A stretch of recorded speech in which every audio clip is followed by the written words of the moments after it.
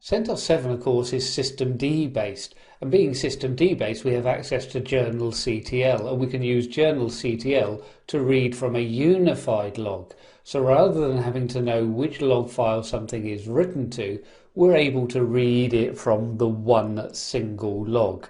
So let's see how that's going to work on our server. First off, if I just go through and run journalctl,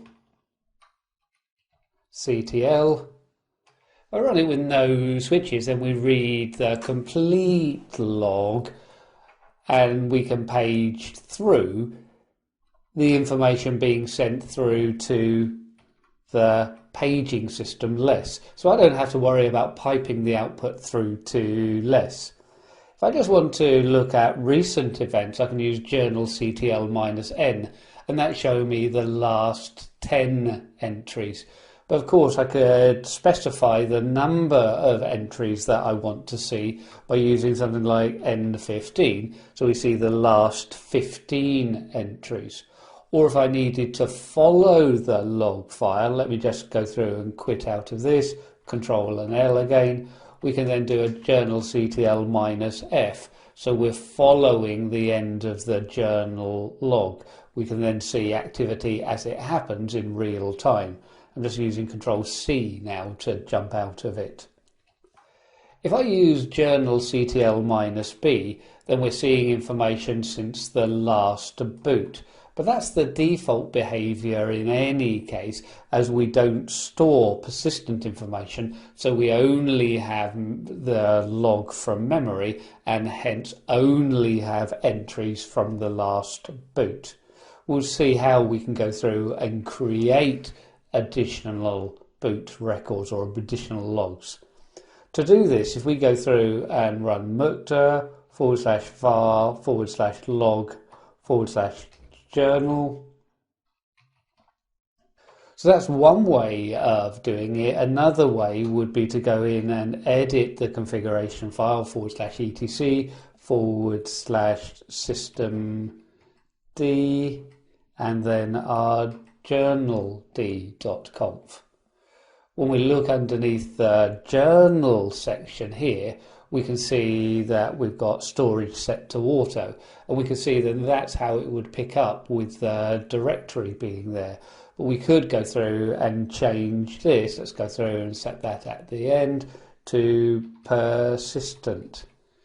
So we've kind of belt and braced it now by setting it both in the file and in the directory itself. We need to reboot the system to be able to get this up and running. I'm going to leave that for the moment. But to continue with the idea then of this journal, we've seen that we've got an awful lot of information. Maybe we don't want to see all of that information. So yes, journal-n can help. But we can also go through and run our journalctl command. So we can go through and run journalctl, and we could go through and specify something like -u for our systemd unit. And if we go sshd.service, then we're only looking at information that's been passed through from the sshd.service. And again, I can just Q to jump out of this. We can also go through and start using some time values as well. So I can go up and I can go through and say, look at my systemctl. So I can go through and look at everything. But then I can go through and do something like --since. And then I can put a date and time. So if we're going to use a date and time, we would put it in the year. So 2016. The month, so 01, and that should be a dash actually, 01 dash, and then we could go through and specify 21, so day, and then a space, and then we've got our hour, so we can go through and put, let's say, 12 o'clock midday, and the seconds are hour, minutes, and seconds. If we only put in the time and miss out the day, we assume today.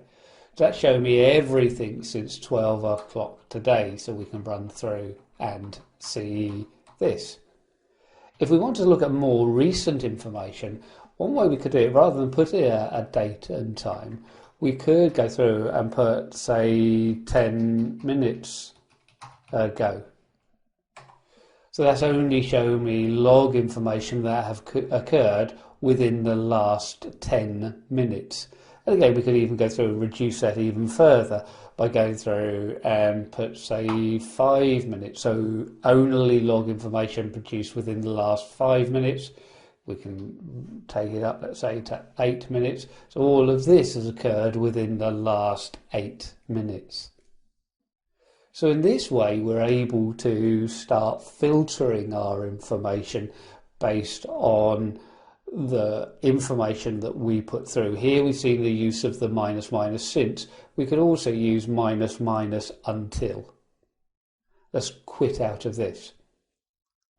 If we want our persistent information, let's go through and run a reboot at the moment. Now I have actually gone through and rebooted this twice. Once will then give me a new journal file, booting it again, then will give me a second boot, so it will give me 2 boot files that I can choose from. And then obviously on subsequent boots I'll be able to see all of the journal information. Now if I use then journalctl and minus minus list boots, we can list all of the boots that we've got. This then shows me the boot. So the current file that we're writing to is file 0. The previous file will be -1. So we can always get to the previous boot with -1. But in here we should then see over a period of time a collection of journal logs. You can control through the journalctl that we saw before the number of logs that we keep. But now we can then go through and choose the file that we want to look at. So I could go through and use, say, journalctl -b. If we just put -1, this will be the previous one, but I could just put the index number or the full UUID of the boot file. But we could then go through and list that. So this is then listing everything from the previous boot.